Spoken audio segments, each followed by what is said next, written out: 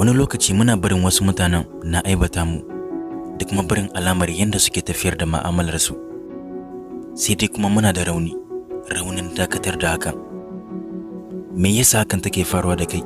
Me yasa wasu mutanen ba sa girmama ka? Suna kalubalantar ka bayan ba su san labarinka ba.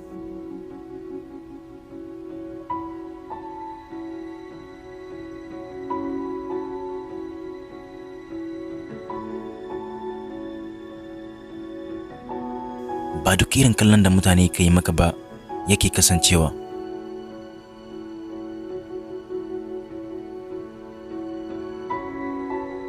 Muna bayyana kanmu ga wasu mutanen, muna son kasancewa tare da su, hakan ya ba su damar wulakanta mu.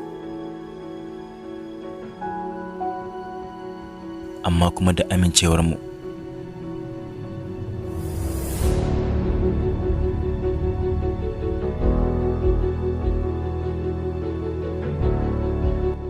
Duk yanda ka kasance, duk rashinka, kana da kima.